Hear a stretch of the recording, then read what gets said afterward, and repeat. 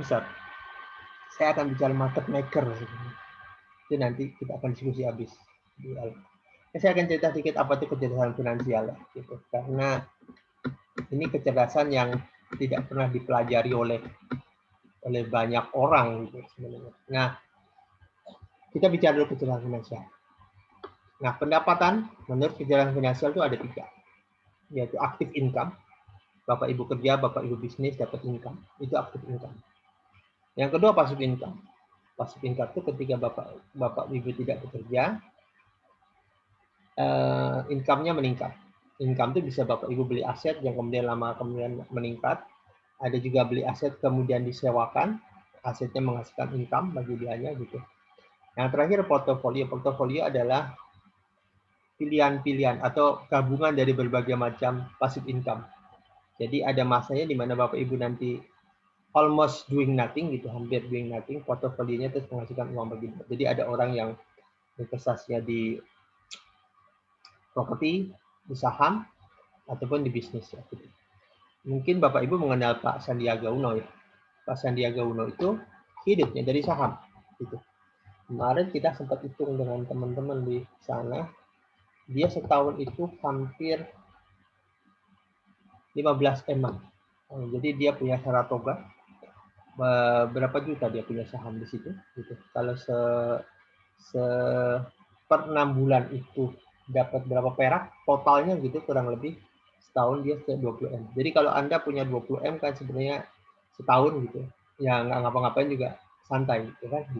Karena itu jadi orang cuma kan banyak orang tidak cukup dengan itu ya. Cuma kehidupan dia ya sehari bisa 1,5 M, sebulan bisa 1,5 sampai 2 M kan. Jadi sebenarnya cukup buat kehidupan dia. Dan dia hanya pegang nggak banyak, cuma dia melakukan banyak hal. Cuma Saratoga adalah menjadi sumber penghasilan utama dia ya. Gitu. Dan Saratoga adalah bisnis yang awalnya dijalankan bisnis biasa, kemudian dia ini juga harus paham bahwa dia kerjasama dengan yang punya Astra ya, yang punya Astra. Suaranya kecil ya? Tes? Dengar ya suara ya? Gitu. Cukup. Suaranya bagus. Oke, tes. Oke. Dengar ya? Gitu. Oke, itu kembali. Jadi saya cerita saham Pak Sandiaga tadi cerita. Dan itu passive income. Contoh passive income. Pengeluaran pun ternyata ada banyak. Ada pengeluaran produktif. Pengeluaran produktif adalah pengeluaran, apapun pengeluaran kita yang memperkuat penghasilan kita. Jadi kalau kita pengeluaran untuk pendidikan, pelatihan itu bisa dimasukkan ke dalam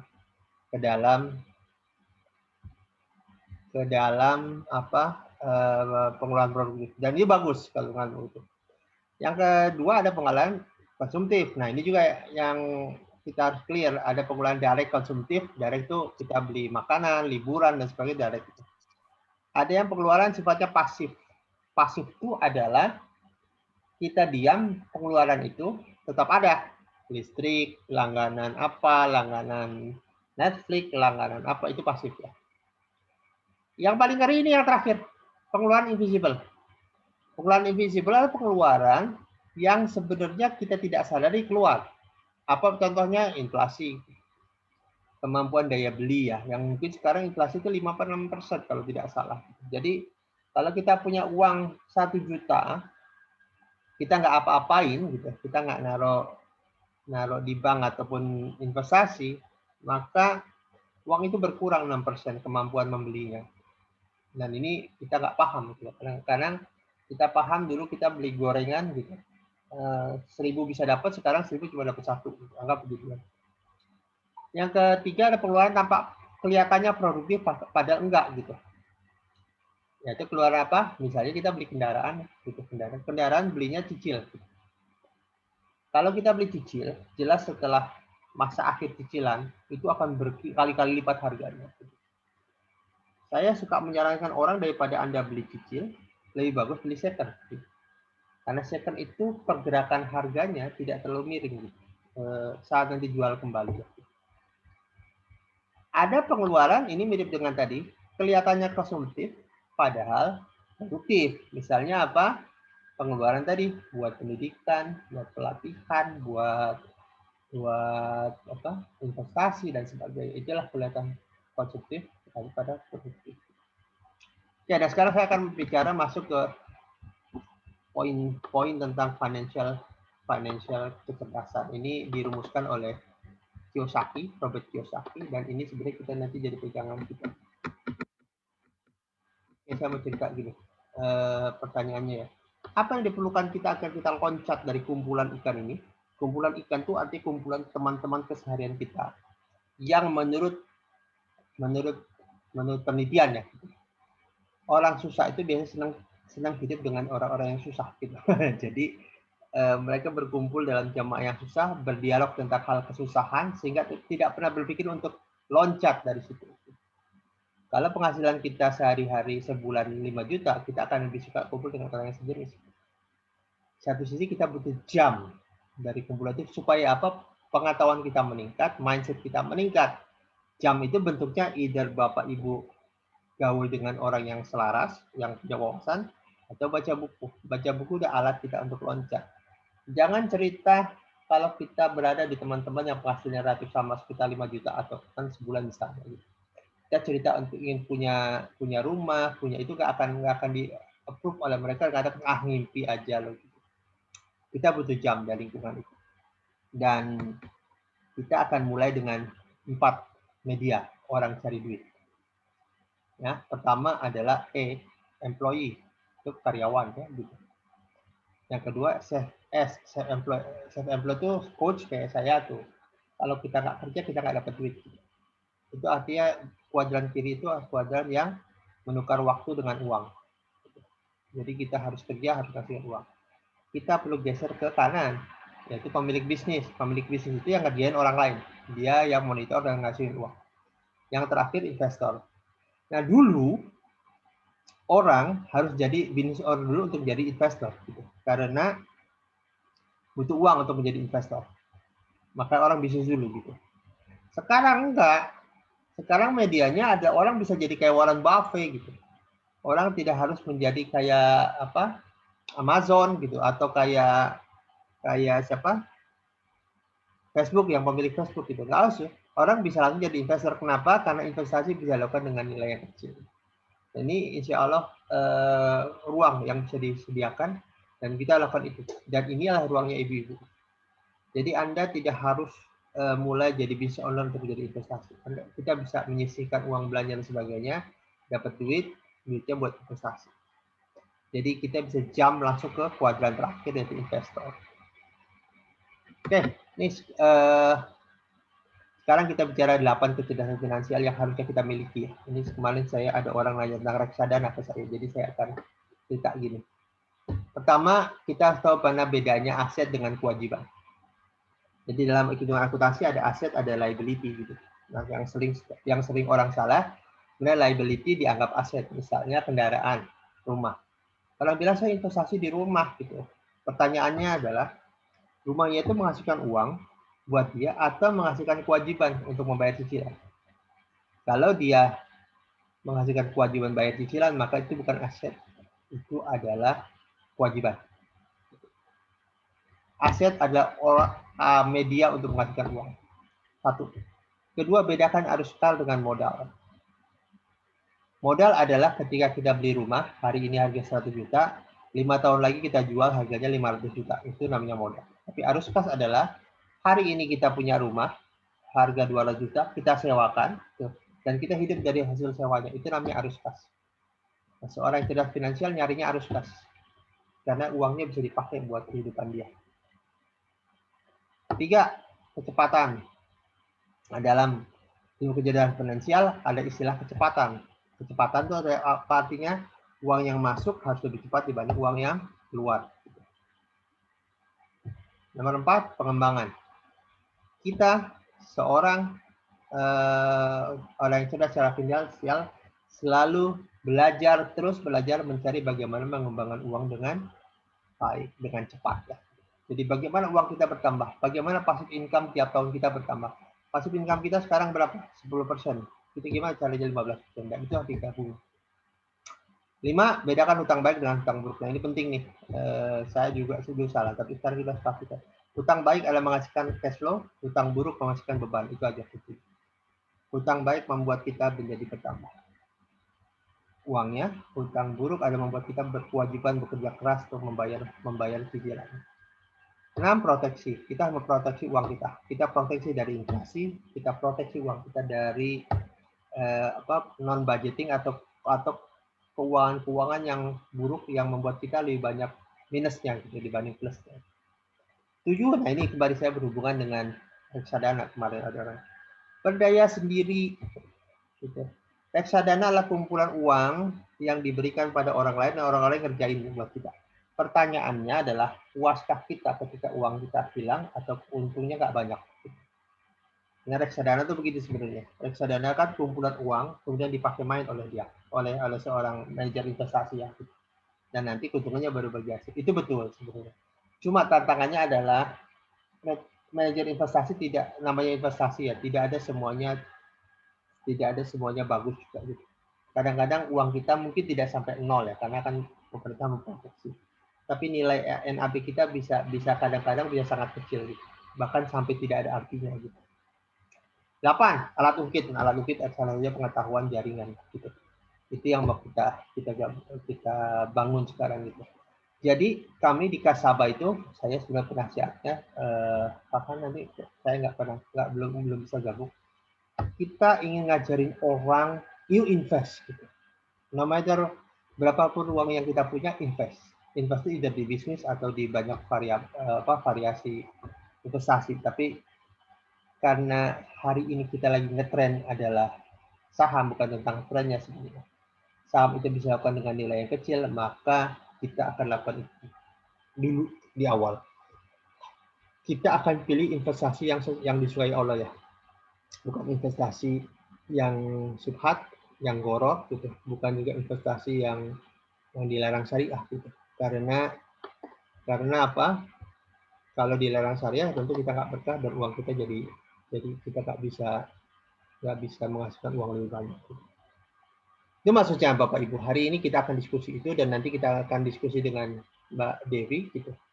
Bagaimana dia mengatasi hidupnya, karena menurut saya ibu-ibu sekarang harus dibekali. Mungkin bahkan kemarin saya ketemu salah satu ustazah ajari ibu-ibu itu tentang investasi gitu. Jadi ibu harus ngerti tuh berapa harga emas sekarang, berapa kemarin, apa trennya gitu. Itu juga ngerti gitu. Berapa nilai ISG, ya itu harus ngerti sebenarnya. Oh kemarin saham ini jelek, saham ini. Walaupun mainnya kecil gitu. Walaupun kita main tuh 200.000, 300.000 gitu, tapi kita bisa perhatikan itu karena itu salah satu alat mendongkrak harga. Oke, itu kurang lebih prolog dari saya. Yuk kita sekarang diskusi dengan Mbak Dewi. Mbak Dewi mana?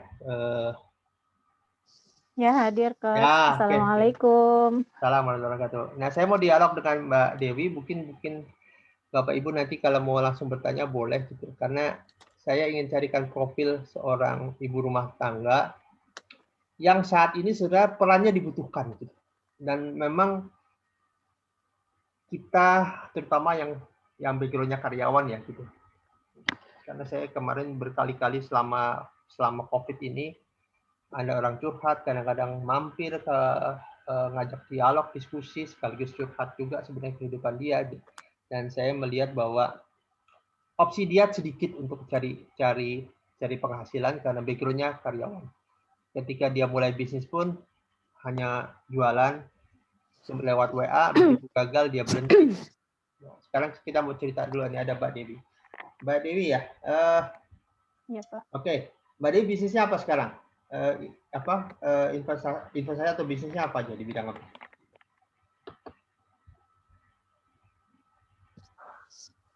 Assalamualaikum warahmatullahi wabarakatuh. Alhamdulillah. Sekarang sih sebenarnya bisnisnya masih banyak. Qadarullah, Allah masih ngasih kesempatan saya buat berkarya gitu sampai hari ini. Iya, iya. Bidang apa aja? Bidangnya alhamdulillah dimulai sebenarnya bukan bisnis ya, karena kalau dulu sempat bisnis. Kan katanya kalau bisnis itu kalau kita tinggal tetap jalan gitu ya, Pak ya. Iya. Kalau ini enggak sekarang tuh gitu. Yang Iya. pertama, di bimbel, dulu memang saya bisnis di bimbel. Jadi cuma mengumpulkan mahasiswa, terus, saya mencari murid, terus saya menyalurkan mahasiswa itu untuk menjadi guru-guru privat gitu, seperti itu. Terus Mhm. kemudian berkembang lagi, karena kepindahan lokasi rumah juga akhirnya, konsep yang seperti itu nggak bisa juga di sini gitu. Karena Mmm. mahasiswanya dikit di sekitar rumah yang baru. Mmm. Akhirnya berubah konsep jadi bimbel, jadi bimbingan belajar di rumah gitu. Dan Mmm. itu juga kan intinya gini sih Pak, kalau saya mikirnya, eee, suami saya tuh ikhlasnya saya ngapain gitu. Karena kan Iya, betul. kalau perempuan kan kalau yang punya suami kan tunggu ridho suami dulu ya. Iya iya, betul. Gitu. Jadi ketika itu suami maunya saya di rumah, terus, biar gimana caranya pokoknya udah nggak usah mikirin penghasilan gitu, maunya suami kayak gitu. Tapi kan background saya kan pendidikan, Iya. dari, UNJ alhamdulillah gitu kan. Nah akhirnya saya cuman izin aja, minta izin sama suami mau buka bimbel di rumah gitu. Ya awalnya cuma satu orang Pak. Oh, iya. Awalnya itu cuma satu orang karena itu juga permintaan dari orang tua murid gitu dan kebetulan itu, anak yatim gitu, ya udahlah nggak Nah, apa-apa gitu. Jadi emang visi misi bimbel dari awal berdiri itu memang bukan bukan komersil gitu.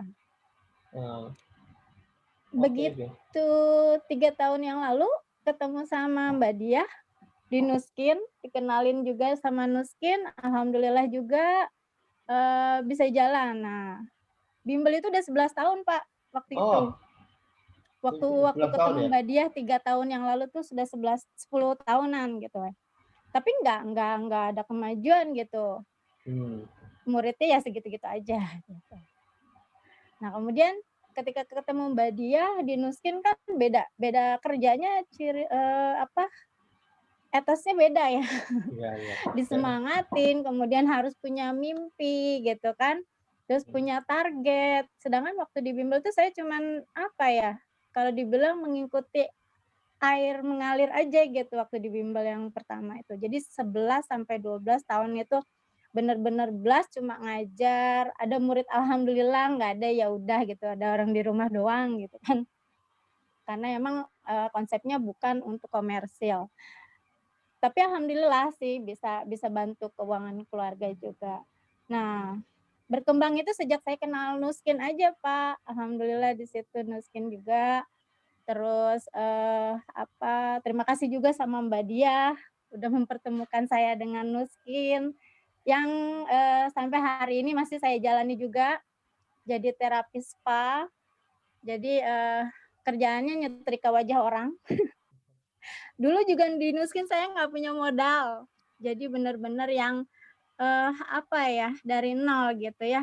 Dari nol alhamdulillahnya qadarullah gitu, dimudahkan sama Mbak Dia, "Ayolah kita jalanin sama-sama," gitu bisnis. Tapi, eee, sejak pandemi itu sejak tahun lalu ya, Pak, ya, itu Iya iya, bener. bimbel turun drastis. Grafiknya itu yang tadinya naik terus muridnya, ketika bulan Februari itu turun terus, bukannya, Mhm mhm. nambah banyak gitu.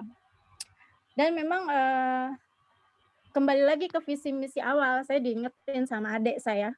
Alhamdulillah beliau itu, paham agama gitu. Gini Mbak, jadi kalau bisnis itu visi misi awalnya apa gitu. Kan emang kalau bimbel kan niatnya bukan komersil, kembalikan dulu ke situ, gitu. Nah jadi bimbel saya kembalikan dulu visi misi awalnya yaitu buat, hanya berbagi ilmu, terus alhamdulillah Allah kasih kesempatan saya, eee, mengabdikan diri gitu ya untuk ya istilahnya ijazah saya S1 nggak sia-sia gitu, Pak. Mmm. Kemudian nah setelah setelah masuk pandemi yang tahun lalu Februari ya kalau nggak salah, Iya. mulai Februari itu kan udah mulai tuh corona, kemudian PSBB, itu mulai tuh, goyang tuh di rumah.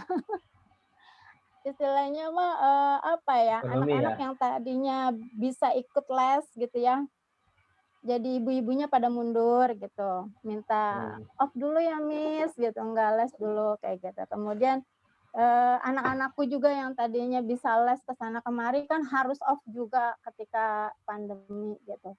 Ditambah lagi memang penghasilan juga menurun. Nah, kemudian saya ketemu teman pas waktu ulang tahun kemarin kalau nggak salah ya, ulang tahun bulan November. November itu saya bukan ketemu tapi, hanya chatting aja karena nggak ketemu. Beliau sudah jalani, saham gitu, jalanin saham, eee, mengenalkan saham ke saya. Dulu dalam mindset saya, saham itu haram gitu, Pak. Iya. Udah langsung ngeblokade tuh, Pak. "Apaan sih saham itu?" Gitu.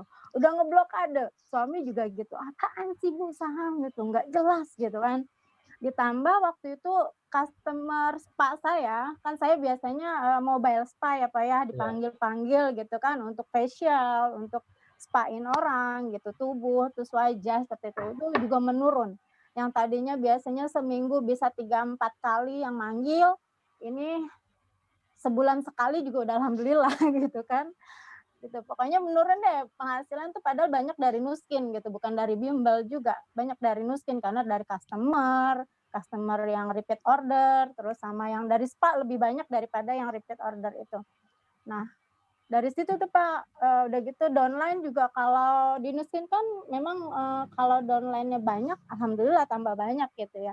Alhamdulillahnya di Nuskin tuh downline saya juga ada cuma 4, ya alhamdulillah sih ada 4 yang masih jalan gitu, maksudnya masih ngejalanin bisnisnya juga gitu.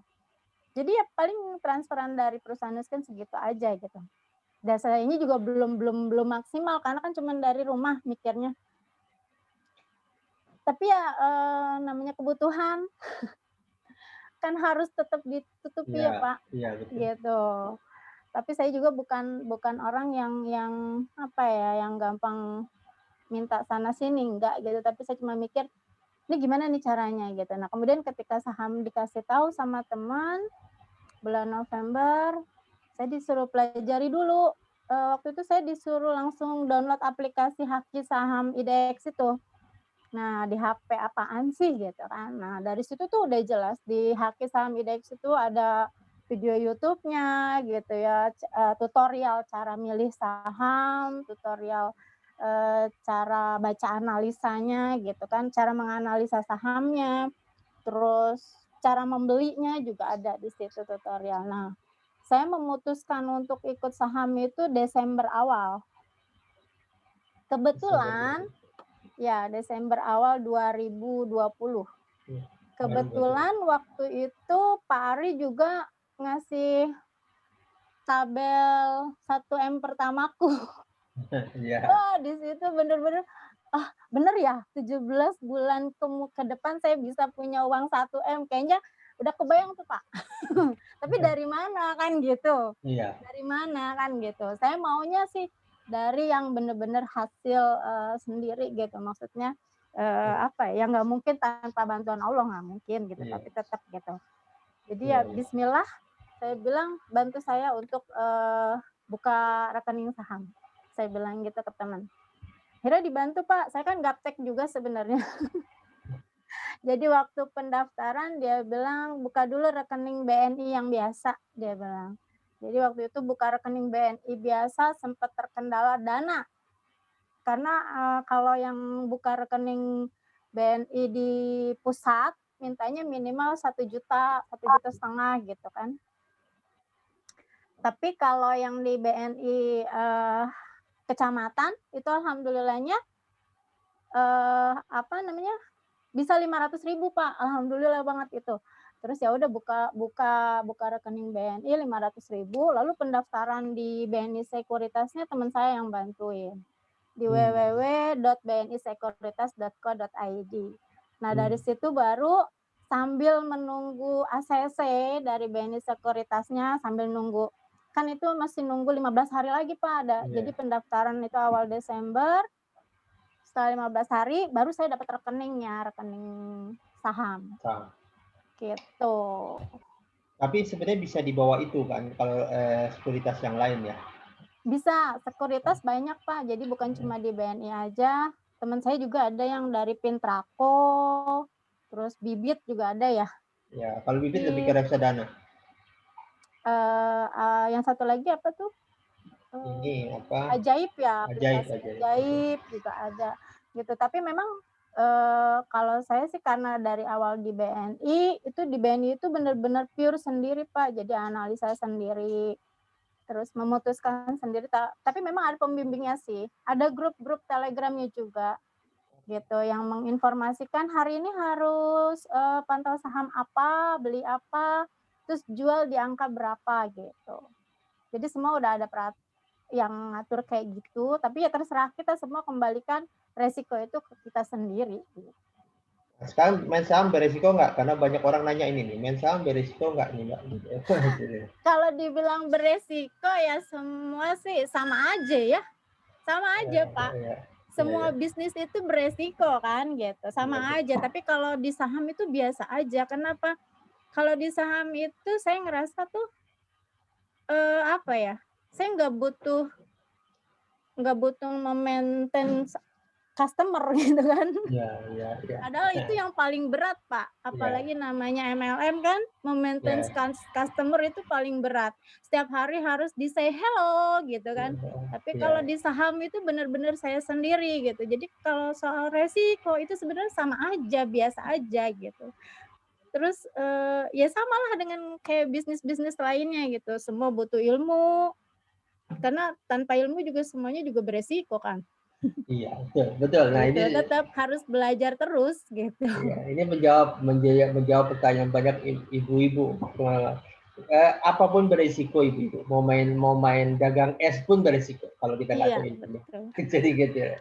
Sedikit siapa cerita saham biar Bapak Ibu ngerti saham itu apa gitu. Ilustrasinya sederhana Bapak Ibu. Kalau kita berdelapan nih beli sapi masih kecil ya, gitu. Sapi masih kecil gitu. Anggap harga sapi plus pangannya selama setahun atau 2 tahun, anggaplah totalnya 4 juta sapi masih kecil. Jadi kalau 8 orang mungkin 500.000 per orang. Itu dengan sapi itu kita sebut kalau di saham itu namanya emiten atau perusahaan. Nah kemudian seiring perkembangan sapi besar, maka tentu nilai sapinya menjadi lebih mahal kan. Nah kemudian di antara 8 ini anggaplah A, B, C, D, E, F, G, H terus-terusnya gitu. Yang B mikir, saya kan nanti kan sapi kan ini gini, sapi kan menghasilkan susu misalnya kan, kita beli sepasang sapi hasilkan susu, susunya dijual dapat keuntungan dibagi dengan para investor. Pembagian itu namanya dividen. Jadi pembagian hasil keuntungan namanya dividen. Nah kemudian ketika seiring perkembangan harga sapi, si B atau si C ingin jual sahamnya dia atau bagiannya dia. Misalnya tadinya kan dia urunan 500, kemudian dia jual menjadi 800. Yang D mungkin dijual sampai 1 juta gitu. Itu namanya jual beli saham, jual beli kepemilikan gitu. Nah, di dalam kehidupan kita jual belinya nggak bisa langsung. Ada yang ngatur. Kalau nggak ada yang ngatur kan bingung nanti. Yang ngatur namanya Bursa Efek Indonesia gitu. Nah kemudian Bursa Efek menyediakan perusahaan yang untuk mengatur jual beli. Jadi nggak bisa kita langsung beli ke Unilever, kita harus beli saham Unilever, nggak bisa gitu. Karena Unilever kan kerjaannya banyak, nggak mungkin ngurusin saham. Ada kemudian Bursa Efek Indonesia memberikan izin pada perusahaan-perusahaan untuk melakukan jual beli saham, namanya perusahaan sekuritas ataupun perusahaan broker. Jadi mereka broker itu mewakili kita untuk membeli saham pada bursa namanya. Bursa itu tempat jual beli saham. Itu namanya saham ya gitu. Nah, dalam perjalanannya Bapak Ibu pahami, lihat Mbak Dewi, jadi modal berapa Mbak Dewi mulai saham? Total modal awal? Suaranya hilang tuh Mbak Dewi. Kayaknya mute-nya dihilangin, mute-nya di unmute. Maaf Mbak Dewi di unmute. Lupa. Ya. Iya, maaf. Jadi waktu modal awal sih 500 Pak. 500, cuman kan setelah punya rekening BNI Sekuritas tuh saya masukin ke rekening BNI Sekuritasnya itu untuk beli sahamnya cuma 300.000. Berarti jadi total disisain. Modal 500 iya. berarti totalnya. Disisain 200.000 di rekening biasa, karena kan biar Oke. nggak mati juga tuh rekening yang biasanya Ya, gitu ya. kan. Nah, jadi yang Oke, dimainin tuh yang 300 itu. 300. Nah, ini ada Mhm. yang nanya saham halal apa enggak. Saham itu sekarang udah ada saham syariah. Dan pemainnya baru dikit Bapak Ibu. Pemain saham syariah itu hitungannya mungkin masih 100.000 atau 200.000. Jadi kita perlindungi. Di saham syariah beda dengan saham konvensional. Saham syariah itu tidak ada. Jadi gini Bapak Ibu, secara syariah kita hanya bisa main jual beli saham. Turunannya itu yang haram. Termasuk kripto. Cryptocurrency itu sekarang lagi ramai gitu. Dan kita Iya, lupa bahwa betul. kripto itu adalah bukan alat tukar yang disepakati bersama. Gitu. Dia tidak, istilahnya tidak ada penjamin. Kalau gini Bapak Ibu, sebenarnya uang kalau kita keluarin uang 100.000, di kita itu di BI punya namanya uang yang mewakili itu, yaitu namanya underlying asset atau ada emas atau perak yang setara 100.000. Gitu. Kalau kripto enggak gitu. Nah, pertanyaan halal apa enggak? Dia ada jual beli syirkah sebenarnya. Jadi jual beli kayak sapi tadi sebenarnya kan. Kita hanya menggantikan posisi. Jadi kita memboleh sebenarnya jual beli. Jadi sebenarnya jual beli aset sama seperti halnya kita jual beli rumah sebenarnya. Bedanya kita memberi kepemilikan dari rumah. Jadi insya Allah halal. Dan sudah ada Dewan Syariah, sudah ada saham syariah. Bahkan kalau nanti kita mau main saham, ada namanya STOS. Pokoknya syariah, saya lupa singkatannya itu STOS. Jadi itu adalah untuk menjual beli barang syariah, saham-saham syariah. Dan itu terlindungi. Yang masuk STOS itu pertama produknya dijamin halal.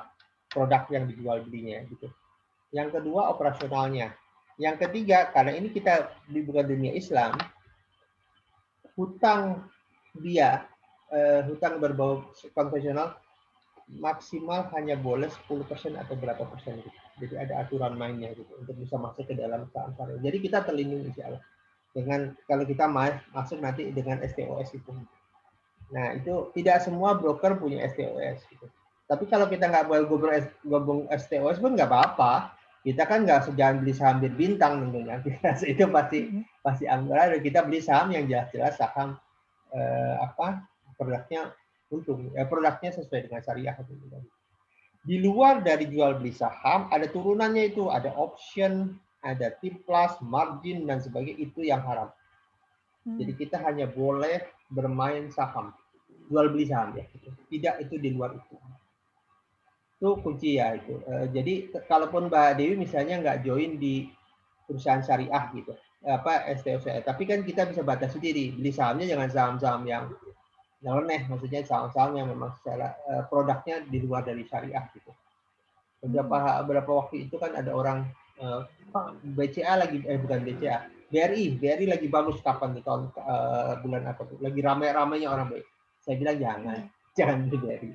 Kalaupun Anda tidak masuk di saham syariah, BRI udah tahu itu. Jadi kita kan gini, ketika kita beli saham, kita memiliki perusahaan itu. Bahkan kita bisa hadir. Nah, Mbak Dewi kapan kalau mau hadir kita beli saham yang jalan RUPS, Mbak. Itu gaya tuh, saya dulu suka wakilin mertua tuh. Dapat makan dan apa kadang-kadang kita diundang di RUPS, kita ikut memutuskan perusahaan tuh. Walaupun saham kita cuma berapa persen, gitu, nggak ada apa-apanya, tapi minimal kita bergabung dengan para pemegang saham Unilever, pemegang saham dulu saya pernah beli perusahaan Merck itu perusahaan obat ya, gitu. Itu enak sebenarnya gitu. Jadi kita bisa gaya itu. Cuma memang kembali main saham itu mudah, cuma pasang beli dan jual. Yang susah itu adalah memilih saham. Yang kedua sebenarnya itu juga berhubungan dengan sifat kita. Ada sifat orang yang tamak. Jadi sebenarnya itu main saham tuh gitu, Bu. Udah untung 5% atau 3%, dia lihat harga naik nih. Harusnya dia keluar, dia jual. Tapi dia nggak jual. Karena nanti bakal 10% lagi, 20%. Dan ketika itu dia malah rugi. Jadi, semua ada ilmunya. Tentu semua ada ilmunya. Cuma memang, kuncinya adalah mau belajar apa enggak. Nah, itu yang mau kita bangun di Kasaba tuh. Nanti ini ada Farhad yang bisa masuk. Jadi kita tuh ingin kita cerdas secara financial. Cerdas tuh artinya gini, tidak terburu nafsu, tahu kapan saatnya jual, tahu kapan saatnya nahan, dan tahu kapan saatnya beli. Karena dalam main saham tuh ada istilah kita harus punya target. Target untung berapa persen, target rugi berapa persen. Kalau Bapak Ibu beli saham, misalnya harga 200 perak atau 500 perak lah gitu. Kemudian sahamnya udah naik tuh 10%, anggap aja 550. Kita masih nggak mau lepas karena berharap untung ke 20% gitu. Begitu naik ke 20%, sahamnya anjlok sampai di harga 400. Makanya kita punya target untung dan target rugi. Kalau sahamnya turun di harga 480, mau lepas apa enggak? Mau lepas apa enggak? Kalau kita punya target hanya 2%, lepas. Nanti kita beli lagi di atas. Karena kalau nggak punya target, kita nggak tahu kapan harus keluar. Gitu.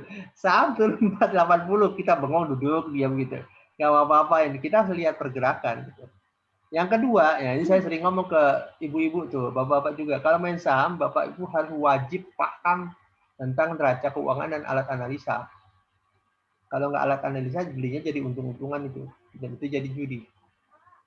Gitu. Jadi harus tahu kenapa sih saya beli saham ini? Oh, karena dia misalnya utangnya kecil atau utangnya banyak, tapi dia potensi membayarnya besar, maka itu bisa dibeli. Ada beberapa orang beli saham asal murah, wassalam tuh. Karena sahamnya jadi kertas saya gitu, gitu kan. Makanya kita perlu edukasi tuh Bu Mbak Dewi itu. Karena teman-teman kalau main saham kadang-kadang saya tanya kenapa beli saham ini. Oh kayaknya bagus Pak, kalau kayaknya udah aneh dulu. Kadang jangan bilang kayaknya, putar lihat analisa keuangan. Nah kita akan belajar itu. Analisa saham tuh berapa sih? Oh nilai bukunya sekian. Oh harga pernya bisa sekian. Oh masih murah, kita pantas beli, itu beli. Karena banyak kejadian orang beli saham saat dia turun harga sahamnya, dia nggak keluar, gitu. Dan turunnya nggak tahu sampai ke level berapa ya, gitu. Dan bisa jadi sekarang sih tahan sama bursa, tapi nggak tahu kan sampai level 0 tuh harga saham kita. Itu yang ngeri ya. Semua butuh ilmu.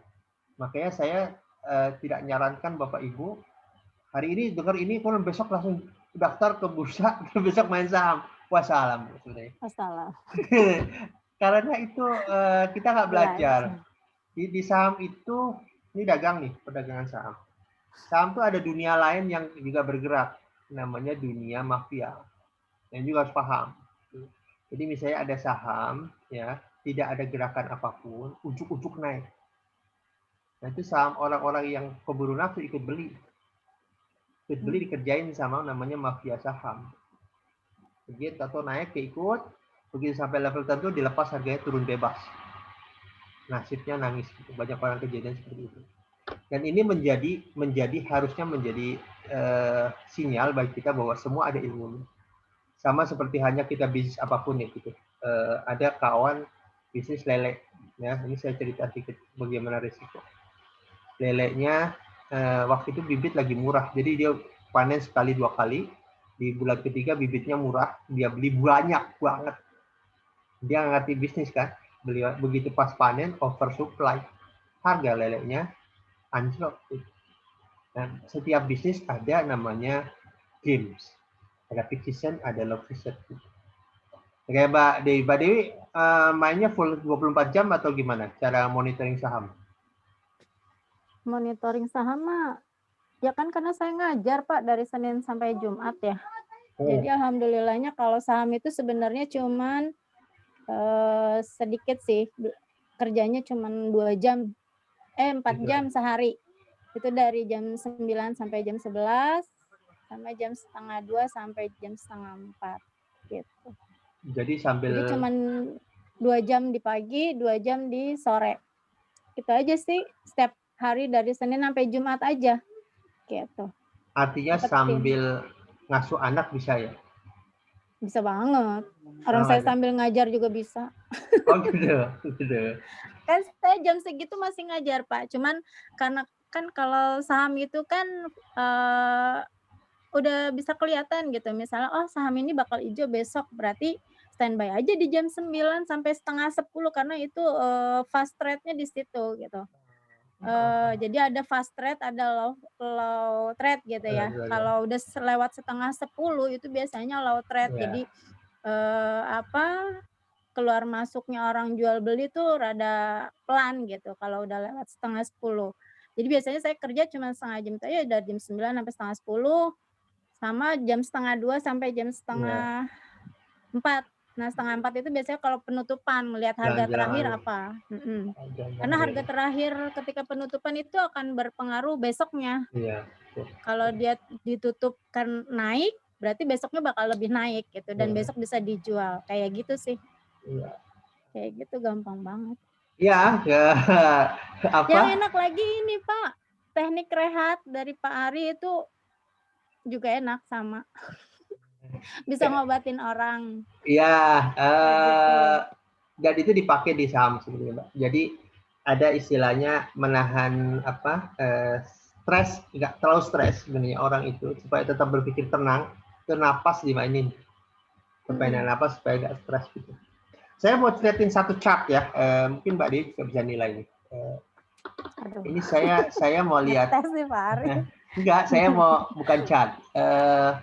Sebuah langkah, mungkin nggak ini kita lakuin. Ini sebenarnya saya lagi coba.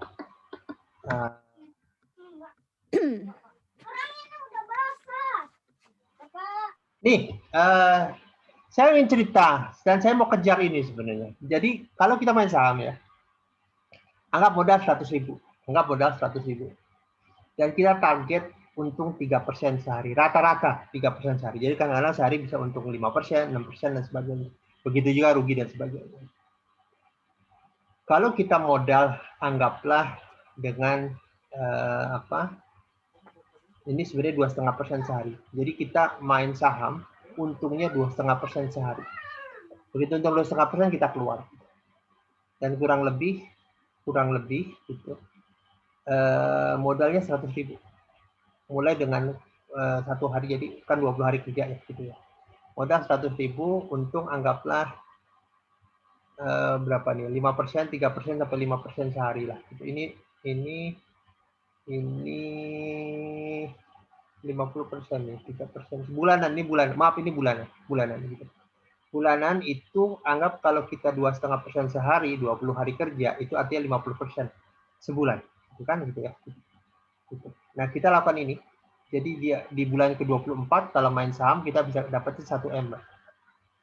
Mungkin nggak ini lakuin? Nah, ini menarik gitu karena kita mulai 100.000, kita mainkan saham, untung, average selama sebulan itu kurang lebih 2,5% sehari atau 50% sebulan. Kemudian turun lagi ke bawah, Mungkin nggak ini Mbak dilakuin di saham? Kalau 100.000 ya? Mulai 100.000 tapi untungnya 2,5% sehari. Itu bisa. Kalau saham yang itu kan 100.000 itu paling kita ngambil di saham gorengan paling bisa, Pak. Jadi harus panteng.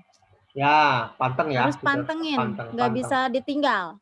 Jadi kalau misalnya buka jam 9 berarti kita udah mantengin sebelum jam 9. Artinya kita harus pilih saham sore sebelumnya gitu. Ya, itu yang beli sore jual pagi itu ya? Iya, bisa kayak gitu. Cuman memang kan dalam seminggu itu kalau saham cuman Senin sampai Jumat gitu ya. Jadi paling 5 hari kerja. Ya, 5 hari kerja. 20 hari kerja sebulan ya. Gitu. Iya. Saham sekitar 1.000 rupiah per lembar, atau kita belinya Bapak Ibu itu hitungannya lot. Satu lot itu setara 100 lembar. Jadi kalau 100.000 itu artinya sahamnya nilainya maksimal di 1.000 atau bahkan kurang gitu, karena nanti kepotong dengan biaya admin dan sebagainya kan gitu. Jadi kurang lebih mungkin sekitar 600-700 perak per lembar. Ya, gitu. Saham yang nilai kapitalisasi pasarnya tidak terlalu besar ya. Gitu. Tapi still bisa dapat untung di situ. Gitu. Jadi kalau kita modal 100 atau 200.000, kita cari saham yang untung 2% sehari, 2,5%. Asal disiplin ya. Disiplin itu artinya gini loh. Begitu naik 2,5% itu lepas, jangan ditahan. Itu kalau main namanya trading ya gitu. Bapak Ibu saya lupa jelaskan sedikit. Main saham tuh ada dua. Trading itu jualan tiap hari tuh. Kayak Mbak Dewi trading ya, gitu. Trading itu jualan tiap hari. Ya. Ada yang sifatnya nabung. Oh iya Pak, satu yang harus dikoreksi, saya bukan investor. Kalau investor tuh gede banget dananya ya. Ya, betul. Saya masih receh Pak. Enggak, sebenarnya orang 100.000, 200.000 itu digolongkan investor. Ada orang yang menanam uangnya di sebuah usaha untuk dia bergerak gitu. Nah, cuma memang di saham itu ada istilah satu trader dan investor. Trader itu adalah beli saham hari ini, jual hari itu, namanya trader. Kalau investor adalah beli hari ini, jual mungkin setahun, bahkan 6 bulan atau berapa bulan kemudian, ketika harganya sahamnya naik. Dan itu biasanya saham-saham perusahaan besar. Kayak si Raditya tuh di videonya tuh, dia cerita nih, saya beli saham Astra. Begitu dia beli gitu, 5 menit kemudian harganya turun. Tapi si Raditya tak santai. Kenapa? Karena dia beli saham yang investasi. Investasi artinya dia ngambil dividen. Dividen itu keuntungannya. Kayak tadi sapi, itu dia ngambil hasil penjualan susunya. Itu nggak jadi masalah. Tapi kalau kita main trader, kita perlu milih saham. Oke, kita tunggu pertanyaan teman-teman, Bapak Ibu. Ya kalau bertanya tentang silakan. Tentang saham boleh. Mau langsung, mau chatting boleh. Silahkan kalau ada yang nanya tentang investasi. Jadi tadi saya sudah cerita tentang kecerdasan finansial, dan ini kita lagi bicara ngembangin uang. Karena ibu-ibu itu kan sebenarnya dananya nggak besar. Mungkin sehari dia bisa sisihkan 10.000, 20.000 bisa ya Mbak? 20.000 bisa lah sehari ya. Jadi bisa banget. Jadi kalau kali 30 kan 600.000 tuh. Jadi bisa buat bulan depannya bisa main investasi gitu. Bisa nyisihin sedikit gitu. Ibu-ibu ya, insya Allah bisa ya gitu. Dan dengan dana itu dia bisa menghasilkan uang buat keluarga. Boleh, kalau ada pertanyaan silahkan tentang apa yang kita bicarakan. Baru nanti saya akan cerita tentang apa itu market maker.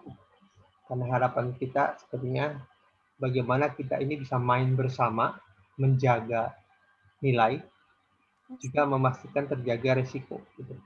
Itu yang mau kita kerjain nanti. Cuma hari ini kita bisa saham dulu. Tentu nanti di Kasaba itu tidak bicara saham aja, kita bicara investasi yang lain juga. Cuma kita mau investasi apa dengan harga yang dengan modal ratusan ribu. Beli emas pun kadang-kadang nggak cukup. Kan gitu. Ada nilai tapi nilainya kecil, naikannya nggak signifikan gitu. Bisnis juga mungkin dengan ratusan ribu. Tapi sekarang juga ada Pak investasi emas yang dicicil. Iya, itu. Dan itu. Tapi kemarin saya diskusi sama adik yang ngerti gitu, paham jual beli emas itu nggak boleh katanya. Kalau kayak gitu. Jadi ada unsur gorornya. Kalau yang dicicil kan ada yang beli emas 0, sekian dulu, nanti ditukar sama yang berapa gitu kan. Jadi ternyata emas juga dalam Islam jual belinya udah diatur banget ya Pak ya. Ya, gitu. emas. Jadi ngeri. Ya, kalau cicil itu ada aturan yang memang saya nggak begitu tahu banget gerakan cicilan emas tuh yang belum saya pelajari karena belum saya nggak begitu tahu karena harga emas menurut saya tidak spektakuler seperti yang saya kira gitu. Dan saham itu lebih loncat dibanding emas bagi saya gitu. Karena nilainya tidak spektakuler seperti itu gitu. Makanya saya jarang belajar emas gitu. Dan kadang-kadang dulu pernah beli terus kemudian turun karena saya nggak terlalu monitor pergerakan gitu kan. Dari segi keamanan juga kalau emas ngeri-ngeri sedap Pak. Gitu ya. Iya dong, kan naruh di rumah gitu. Ya, itu kan jadi alasan saya kenapa nggak beli emas aja gitu. Ya itu juga. Ya emas sih ada, cuman nggak banyak gitu. Maksudnya kenapa saya ke saham? Terus kenapa ke Nuskin juga gitu ya, karena memang beda dengan investasi yang lain gitu. Ya kan kita carinya yang berkah ya Pak ya. Iya. Nah, gitu. Oke, silahkan kalau ada pertanyaan. Kemana ada Pak? Kalau saya nabung buat beli properti boleh beli properti, cuma mau pakai skema apa sekarang properti? Properti sekarang mau pakai skema apa? Kalau kita punya ratusan ribu, pakai skema apapun nggak cukup. Kalau uang kita modalnya ratusan ribu ya gitu. Properti mau pakai skema syariah ngeri-ngeri juga sedap. karena banyak yang miss skema syariah gitu. Jadi kita juga harus clear sebenarnya. Tapi kalau Bapak Ibu main saham, karena saya nggak favorit banget tentang saham sih, tapi memang saya pernah melihat orang berubah dari saham. Saya mendampingi hampir mungkin berapa belas tahun gitu bersamanya, dan saya lihat terjadi perubahan hidup di dirinya. Ya begitulah kejadiannya. Walaupun sekarang saya nggak ngikutin, Mbak Dewi malah lebih banyak ngikutin. Saya nggak begitu ngikutin yang sekarang karena dulu main saham itu modalnya minimal 200 juta untuk bisa ke broker sekarang. Jadi mainnya main besar. Jadi bukan permainan orang rakyat kecil ini. Main saham itu memang levelnya sudah level lumayan gitu. Itu yang kurang. Nah, dulu almarhum mertua itu main karena dia bersama jam sostek. Jadi mertua itu bersama jam dia karena dia orang pajak, kemudian diberikan kewenangan sama direktur jam sostek waktu itu untuk memimpin investasi jam sostek. Dari situlah sebenarnya dia bisa main tanpa modal. Karena dia ngikut jam sostek. Oke, ada pertanyaan Bapak Ibu? Silakan kalau ada pertanyaan tentang saham dan sebagainya. Bahwasanya saham, jadi jangan lagi cerita tentang saham itu berisiko, semua berisiko. Apapun bisnisnya berisiko. Termasuk main reksadana loh. Main reksadana itu berisiko juga gitu. Uang didiamin juga berisiko. Kita naruh uang 100-200 ribu di dompet berisiko juga. Berisiko habis jelas ya. Karena melihat barang dan itu. Yang kedua berisiko apalagi? Inflasi Bapak Ibu. Gitu. Bayangin sekarang kita nabung berapa persen? Saya kemarin lihat kalau kita bagi hasil ataupun margin nggak gede-gede amat. Dan tidak signifikan. Paling hitungannya 4% atau 5% kali ya. Sementara deposito kita, inflasi kita 5-6%. Jadi cuma break even doang gitu. Duit kita. Gitu, kalau nggak di jalan malah amburadul uang juga. Itu kunci ya. Gitu. Sekarang pertanyaannya saya yang sedang saya menjadi pertanyaan adalah bagaimana ibu-ibu rumah tangga ini yang sekarang menjadi bagian dari tumpuan keluarga gitu, bisa mensupport keuangan keluarga. Kalau bisnis seperti Mbak Dewi, kalau ibu punya skill ngajar dan sebagainya jadi masalah. Tantangannya kalau ibu masih punya anak-anak masih pada kecil dan nggak ada yang ngurusin, itu ribet tuh, bimbel. Sambil mangku anak, sambil ngajar anak, nggak mungkin juga itu lakukan itu. Mungkin Pak. Apa? Mungkin Pak, saya ngajar sambil mangku anak. Tapi di rumah ya. Tapi di rumah ya, kalau di luar nggak mungkin. Kalau di instansi mungkin nggak ada kali ya. Susah itu lakukan itu. Gitu. Dan itu sebelum kalau ada asisten rumah tangga bagus, kalau nggak ada ya harus ngepel juga, harus juga tantangan itu.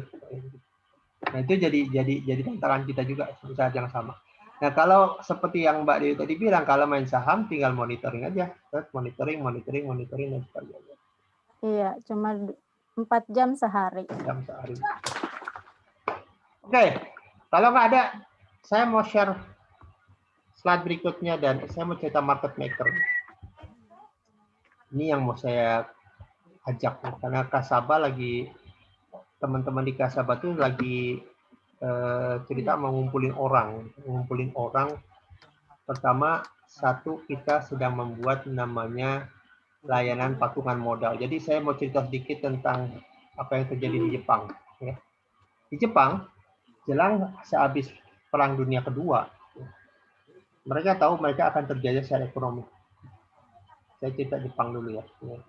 Kemudian orang-orang Jepang berkumpul, para konsumennya berkumpul gitu. Bagaimana memproteksi Jepang sehabis Perang Dunia Kedua. Mereka kemudian mendirikan semacam koperasi. Operasinya namanya JCCU, Japanese Customer Corporate Union. Hari ini, jadi dia itu dibuat untuk melindungi para masyarakat Jepang agar ekonominya tidak terjajah lagi oleh Barat. Dan dia kemudian dia mendirikan koperasi. Dan hampir semua orang Jepang pada saat itu terlibat menjadi anggotanya. Dan saat ini koperasinya itu ada 967 toko nih. Total asetnya di bawah JCCU ini mencapai 2,7 triliun yen, setara 270 triliun rupiah. anggotanya kurang lebih saat ini hampir mendekati 30 juta anggota koperasi. Bayangkan koperasi begitu besar ya, menjadi salah satu pemain bisnis di Jepang, dan itu karena koperasi kan sistemnya adalah keuntungan dibagi buat anggota. Jadi anggotanya kesejahteraannya meningkat gitu, karena dia keuntungannya meningkat. Dan di Kasaba sendiri sedang menjadikan itu. Jadi salah satu yang mau dikejar oleh Kasaba adalah membuat namanya crowdfunding atau equity crowdfunding. Equity crowdfunding itu gini, layanan patungan modal ya bahasa kita, atau platform patungan modal. Jadi kalau kita punya berkumpul ini, ada 1 juta orang berkumpul, membuat namanya layanan patungan modal. Satu saat misalnya siapa Mbak Dewi ini butuh modal untuk usahanya dia. Setelah dianalisa usahanya layak. Anggap butuh dana 200 juta. 200 juta itu Bapak Ibu dibagi dengan 1 juta orang, tiap orang kurang lebih 200 perak untuk bantuin satu teman kita untuk bisnis. Nanti yang lain begitu juga. Nanti bagi hasil dan sebagainya. Dan ini hanya bisa jalan kalau di bawah koperasi. Dan yang terlibat orangnya banyak. Kalau orang yang terlibatnya banyak, bantuin orang itu menjadi lebih mudah.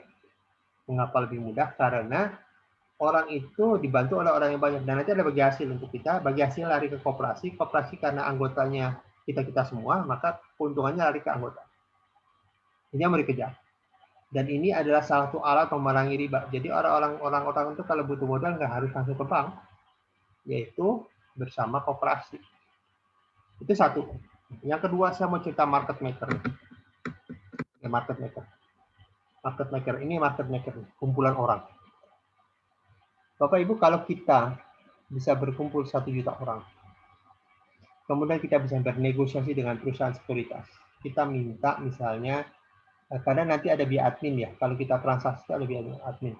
Kita akan bilang di bawah anggota kita ada 1 juta orang. Kemudian kita minta semuanya akan daftar ke sekuritas Anda, tapi saya minta potongan terhadap biaya admin tidak terlalu besar. Satu. Yang kedua, kita Bapak Ibu asal dipimpin oleh koperasi ya, kita gerak satu komando. Misalnya gini. Saya ingin cerita sedikit. Dulu jam sostek itu, karena mertua main di situ gitu. Kalau jam sostek main ke satu saham, dia akan mempengaruhi harga. Bayangkan kalau orang gitu, misalnya beli saham, anggaplah saham Astra atau saham Unilever atau saham apapun lah. Dibeli, kalau kita ada 1 juta orang, masing-masing keluarin duit, anggaplah 100.000, maka itu setara dengan 100 miliar. Kalau 100 miliar beli ke satu saham, maka harga sahamnya akan ibarat supply dan demand. Ketika dia lihat orang ada demand besar ke satu saham, maka demandnya akan meningkat, harganya akan meningkat. Dengan harga meningkat, kita bisa ambil untung di situ. Ketika untung, anggaplah kita mau cari kerja untung 5% atau 10% hari itu, 5%. Begitu untung 5%, kita ada komando keluar semua. Kita keluar semua 5%. Dapat duit kita. Besoknya kita begitu juga. Jadi tiap anggota nanti bisa mendapatkan keuntungan. Termasuk dipelopori oleh koperasi. Koperasi nanti akan mempelopori keuntungan yang ada gitu. Oke. Gitu. Jadi saya ingin cerita, market maker adalah sebuah kumpulan orang atau satu orang yang diamani oleh banyak orang yang mempengaruhi harga pasar. Dan kadang-kadang dipakai buat ngerjain orang. Kalau kita nggak jadi ngerjain orang, maka istilah dia mafia gitu. Mafia itu adalah ketika orang beli saham tertentu, kemudian mempengaruhi pasar sehingga harga sahamnya naik. Ketika naik tertentu, dia lepas sahamnya, harganya jadi turun bebas karena demandnya berkurang. Kita akan lakukan hal yang sama kalau kita berada bersama dengan 1 juta anggota Kasaba, misalnya gitu. Main bareng gitu. Satu komando, satu ide, satu komando, gitu. Beli saham tertentu, sahamnya akan naik, gitu.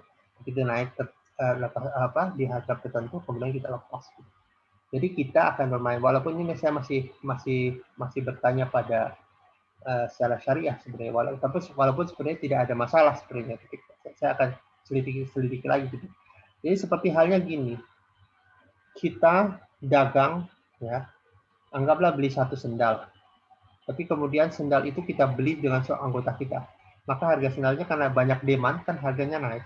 Begitu naik, kita lepas harganya. Ini yang dilakukan oleh kita di saham. Itu sedang saya rancang, namanya market maker. Jadi kita menjadi kumpulan orang yang mempengaruhi nilai pasar. Itu yang mau kita kerjain. Di samping tadi kita akan dirikan lembaga platform patungan modal, layanan patungan modal. Yang kedua kita akan main bareng gitu.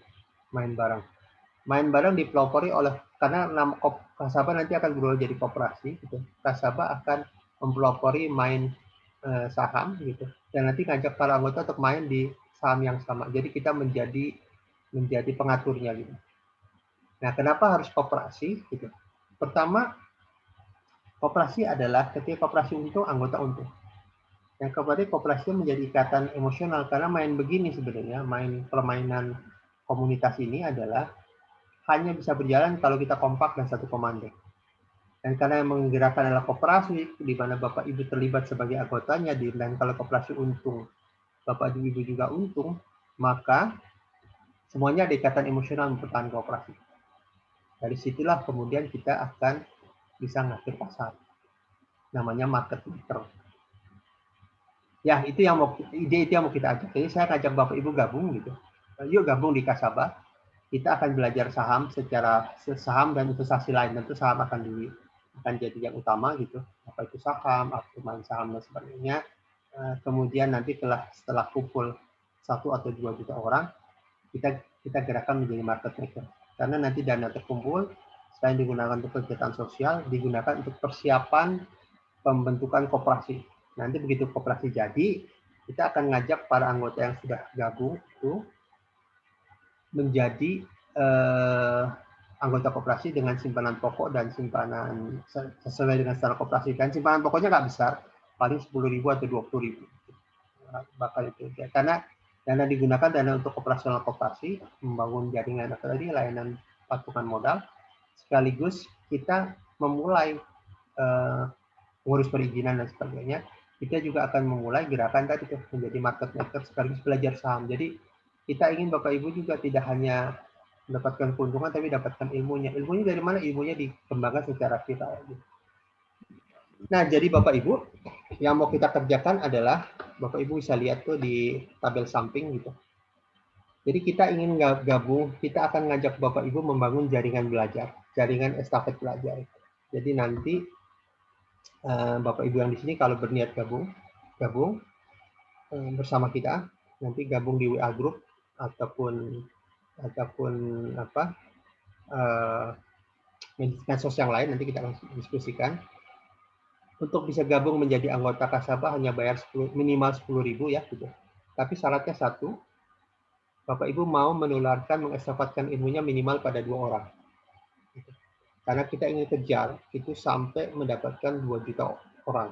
Nah, 2 juta orang ini nanti akan bermain saham bareng bersama kita selain mendirikan layanan patungan modal. Bermain bersama kita satu komando. Kita akan belajar apa itu saham, belajar investasi gitu. Yang kedua, kita akan satu komando gitu. Saatnya kita harus main saham menjadi market maker, yuk main market maker. Gitu.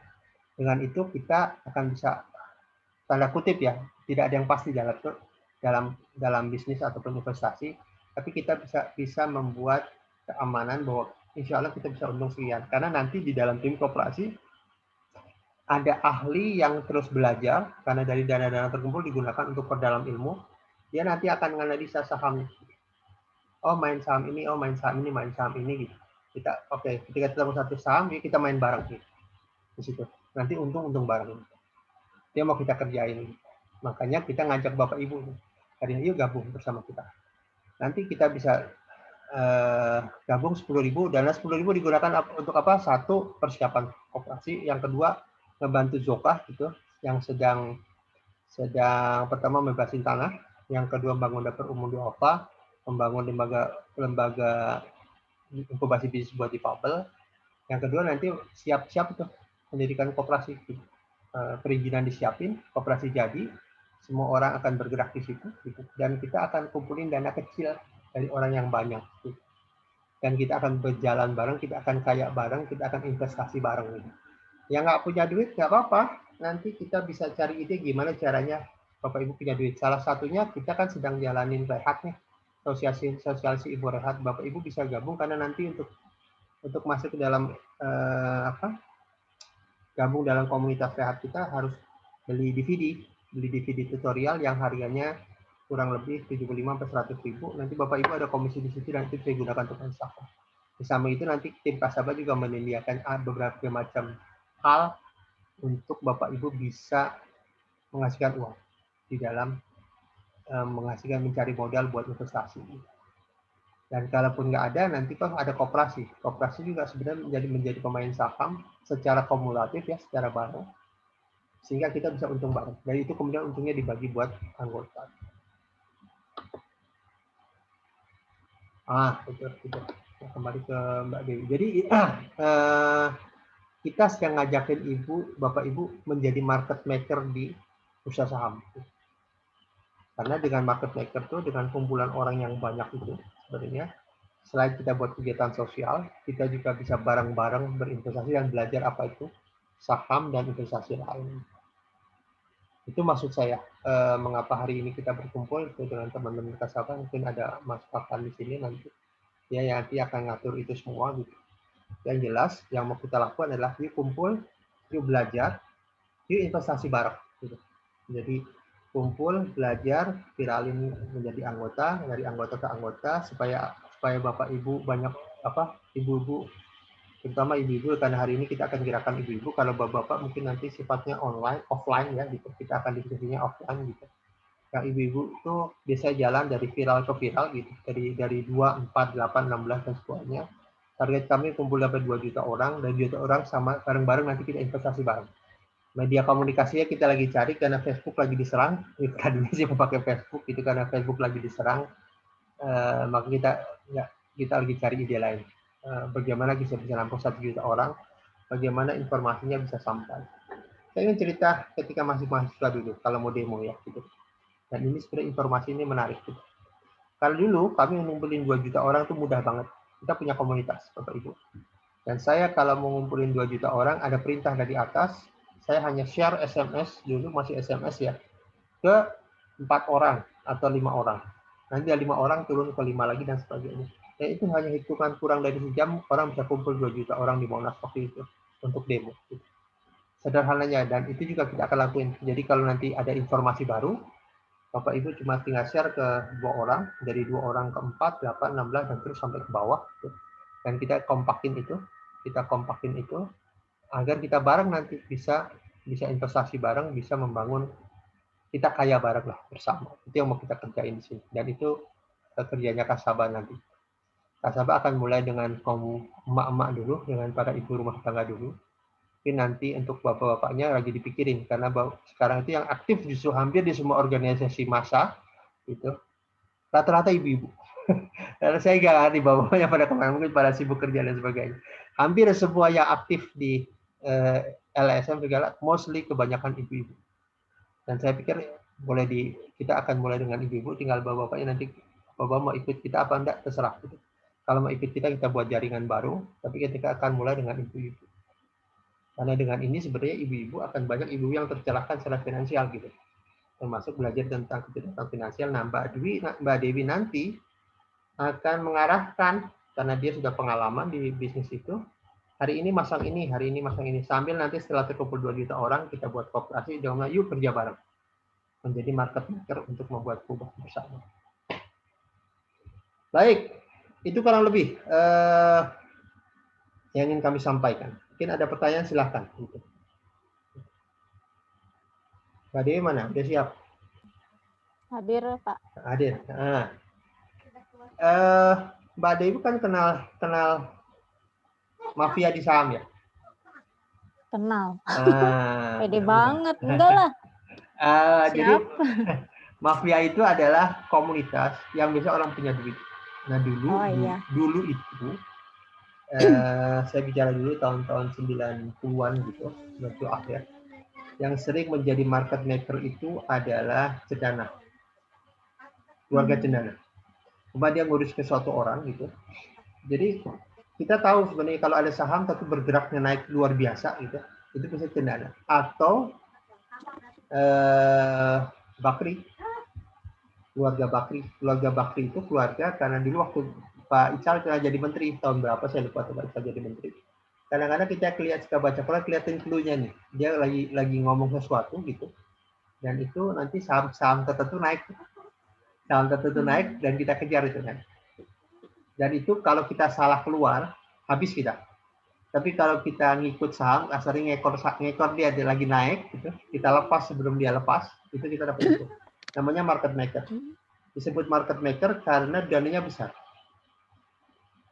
Nah, makanya saya sebut saham gorengan itu, dia hanya bisa menggoreng saham yang nilai kan gini, saham itu emiten atau perusahaan saat dia naruh uang di saham itu ada yang main cuma dengan 800 juta, 2M, ada kalau kayak BCA, Unilever itu nggak bisa dilawan lah, itu mungkin ratusan miliar kali dia turunin di bursa. Jadi kalau kita jadi pemain investor, kita nggak ada kuat nyaingin perusahaan gitu.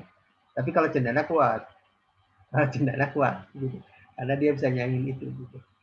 Makanya saya sering ngomong ke teman, hati-hati kalau ada saham nggak ada pergerakan, ngikutin gitu. Karena itu ngeri itu, karena dipakai main.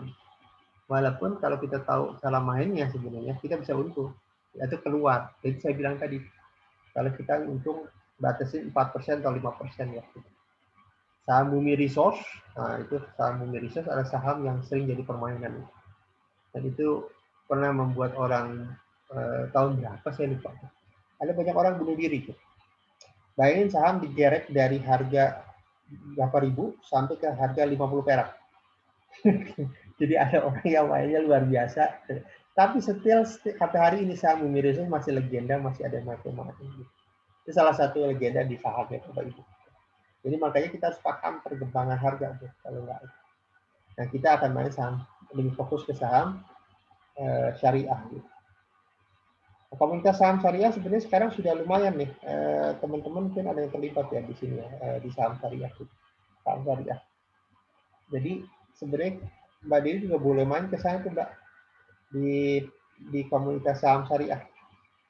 Kalau nggak salah sekarang ada tuh komunitasnya di bursa. Di mana? Di bursa, nanti klik gitu. Khusus ya? Yang ngelola tuh orang Cianjur, orangnya nggak di Jakarta. Orang adalah di katanya saya mau petani Pak gitu. Itu di Cianjur, masa orang Cianjur. Cuma dia aktif di saham itu, jadi ikut membangun komunikasi. Itu boleh jadi kita main sahamnya tetap ada nilai syariah di sana. Kita bicara keberkahan. Nah, kembali ya. Ini beberapa pertanyaan ibu-ibu, saya lupa ada ikut di sini nggak gitu. Ada yang nanya reksadana, saya bilang reksadana itu boleh dipakai, tapi nggak bisa jadi acuan. Kenapa? Karena reksadana itu dimainkan oleh orang. Kita tidak punya kuasa. Yang kedua, kita nggak belajar. Karena saya lebih suka Bapak Ibu main sendiri. Sama aja resikonya. Jadi kita butuh belajar juga tentang apa itu main saham dan sebagainya. Nah, saya sendiri bayangkan deh, saya terakhir main itu di 2004, 2005. Ketinggalan hampir 15 tahun. Karena Mbak Dewi bahkan lebih tahu cara main. Saya gagap main lagi. Tapi saya tahu analisanya, saya tahu fundamentalnya, tapi saya gagap main lagi. Kalau main, masanya gimana sih? Udah lama. Gitu. Itu sudah luar biasa perubahannya. Gitu. Dulu satu lot harganya 500 lembar, sekarang cuma 100. Dulu nyari saham harga 1.000 susah banget. Jadi 1.000, 1.100. Mostly kebanyakan 3.000. Saya bahkan pernah beli saham itu di harga 20 ribuan. Sekarang nggak tahu harga saham berapa, 20 ribuan. Dan itu lumayan. Gitu. Tapi dalam 3-4 bulan bisa untung hampir 40%. Gitu. Itu saham. Kalau kita ngerti cara main dan sebagainya. Cuma dulu saya berani main pun karena ngikut akun mertua. Gitu. Karena dulu untuk bisa main itu 200 jutaan kalau tidak salah. 200 jutaan lebih. Dan sekarang dengan ratusan ribu bisa dipakai main. Contoh. Baik, itu sekilas apa yang mau kami paparkan, diskusikan. Juga Bapak Ibu silahkan bertanya bila bertanya, cuma saya dari sini cuma ada satu pesan, Bapak Ibu, terutama ibu-ibu ya, gitu, karena bapaknya juga beberapa orang. Tingkatkan pemahaman kita tentang dunia finansial. Saya juga dulu termasuk a priori, tapi saya kemudian membuka kembali buku dan membaca kembali, dan sekarang saatnya terjadi perubahan gitu. Karena terutama untuk ibu-ibu, modal kecil, waktu nggak banyak. Itu tantangan ibu-ibu kan. Modalnya nggak banyak, waktunya nggak banyak. Bisa nggak dia mengubah dari dua sumber daya ini menjadi sebuah media untuk bisa meningkatkan support keluarga.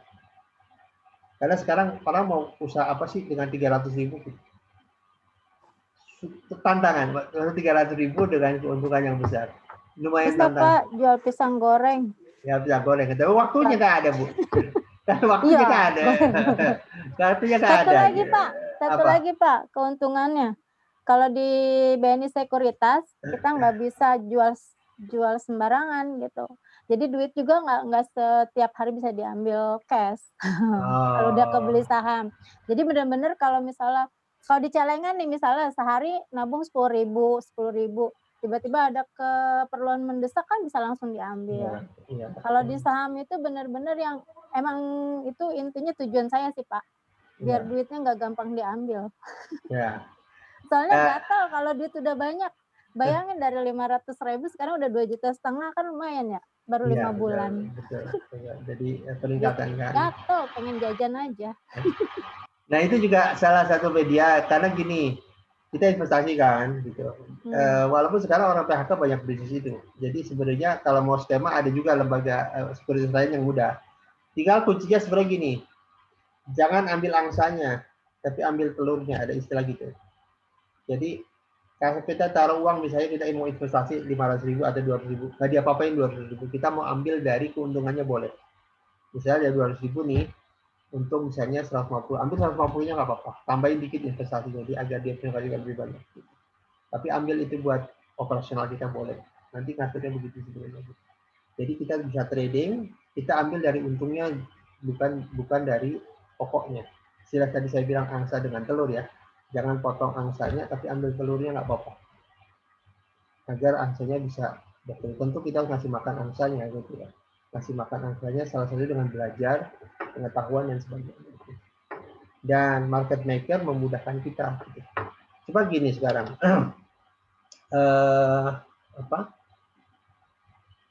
jamu apa kemarin Mbak? Saham apa? Jamu jago ya? Apa sih? Yang Sido muncul. Sido muncul harga sekarang berapa?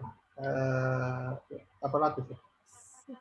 Berapa ya? 900-an lah. Terakhir itu 900-an ya. Saya beli di 780, lama banget naiknya. Iya. Sampai malah turun dulu baru bisa dijual ke 900.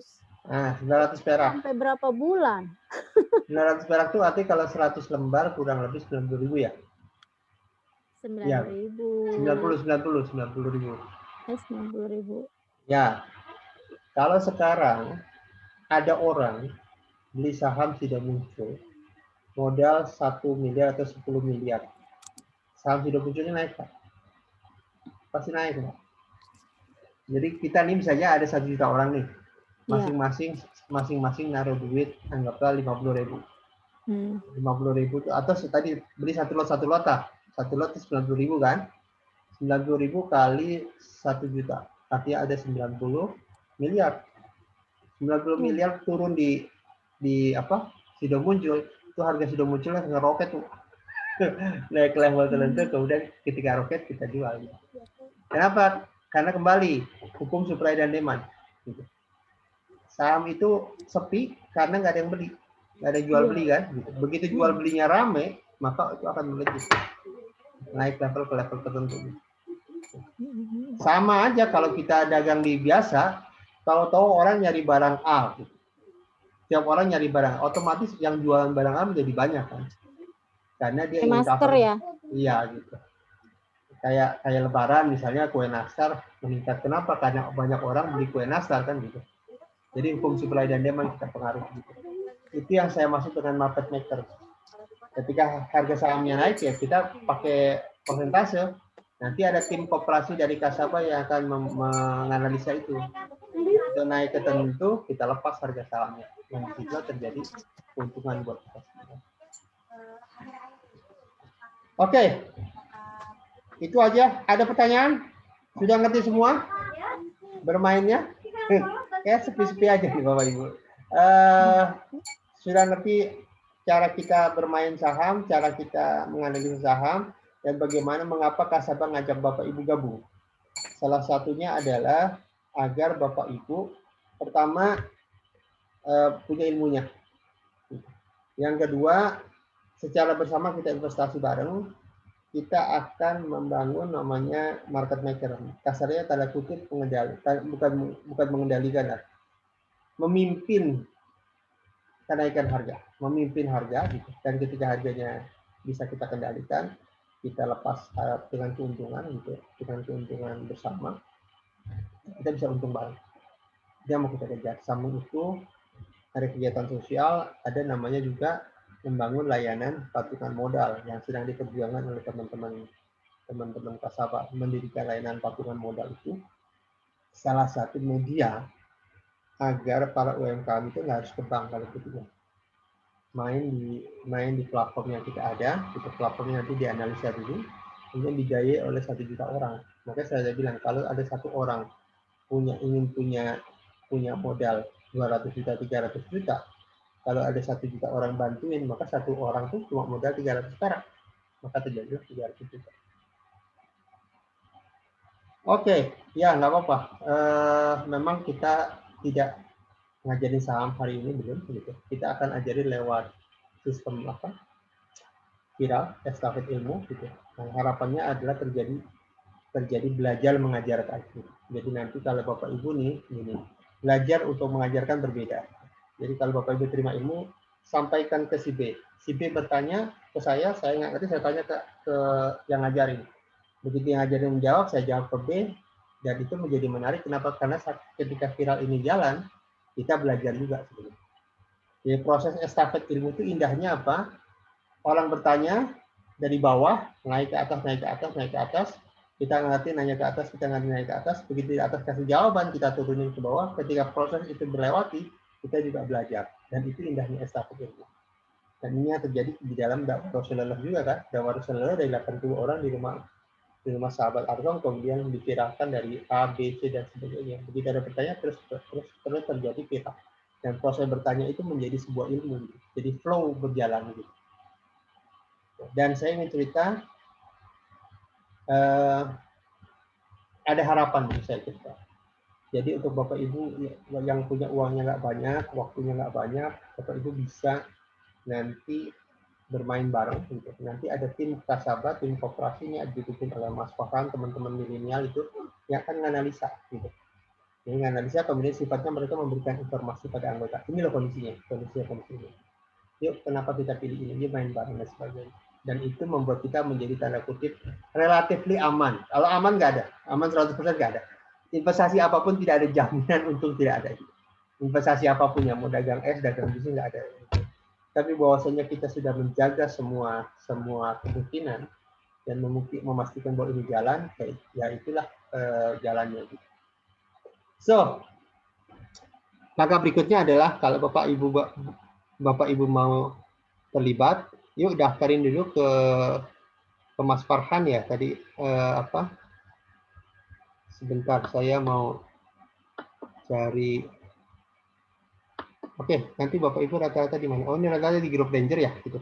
Kalau di grup Ranger nanti akan diinformasikan ke WA-nya, nomor WA-nya Mas Farhan.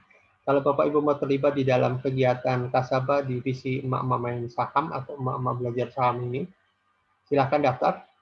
Karena nanti kita akan buat grup sendiri, kita akan melangkah bikin viral kembali. Target kita adalah ngejar 2 juta orang, gitu. 1 juta, 2 juta orang, dan 2 juta orang ini kita bisa menjadi market maker. Dan kita sama-sama bareng investasi sehingga mempengaruhi pergerakan harga saham.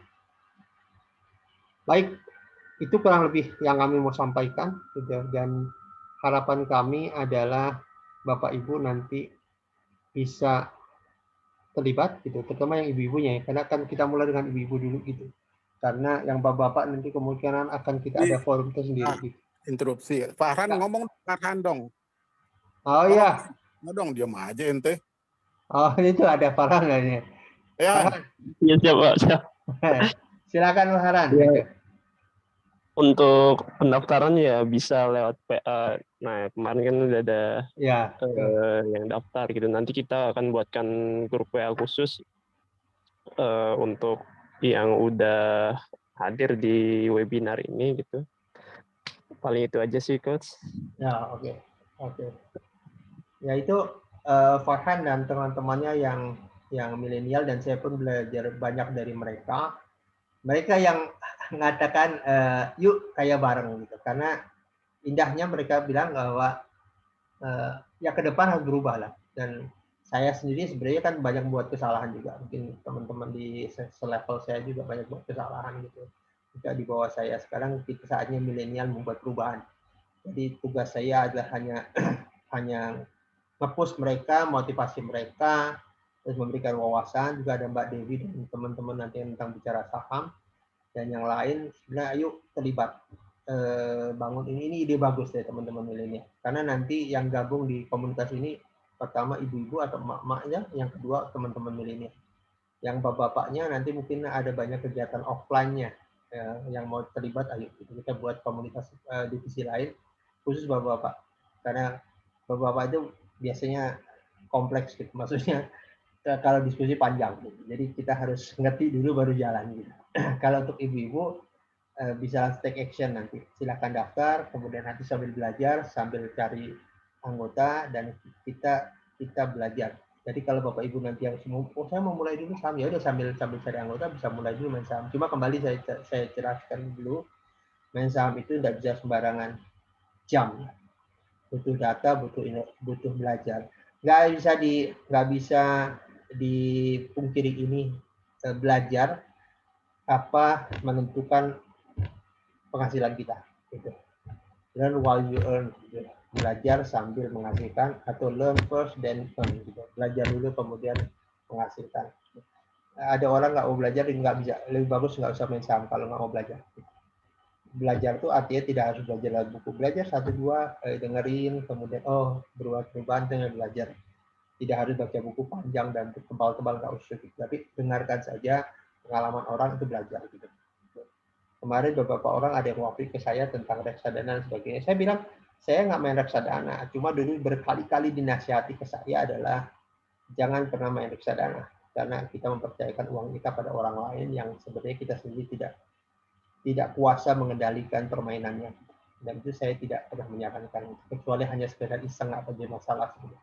Tapi kalau mau cari duit, bermainlah sendiri. Dan di Kasaba nanti kita belajar itu. From scratch ya, dari nol sampai buka account, sampai bisa main, kemudian cara mainnya seperti apa, itu mau kita pelajari secara perlahan. Dan harapannya, ibu-ibu juga menurunkan ilmu ini pada yang lain, agar banyak orang kita kaya bareng. Kita capek sebenarnya menurut saya sekarang kondisi ini. Gitu. Bayangkan Bapak Ibu, 5% orang, in which sebenarnya kalaupun CT diambil menjadi bagian 5%, walaupun sebenarnya enggak juga sebenarnya. Khairul Tanjung waktu saya masuk, itu ada mungkin hanya Muslim sendiri. 5% orang ini menguasai 90% uang beredar. 10%-nya adalah kita nih gitu. Nangis Bapak Ibu. Kita berpikir 10%, kita menghidupi 5%. Kenapa saya belum bilang menghidupi? Mereka itu kan bisnis, yang beli barang kita. Mau 212 tetap aja jualan barang mereka gitu kan. Dan mereka hidup bersama kita. Dan kita pikir bahwa kita ini mayoritas, tapi kita minoritas dalam mengelola negara. Karena saatnya kita take over. Kekuatan minoritas adalah di sinergi. Dan teman-teman Kasaba menjadi pelopor untuk ini. Dan nggak apa-apa lah kita belajar dari mereka.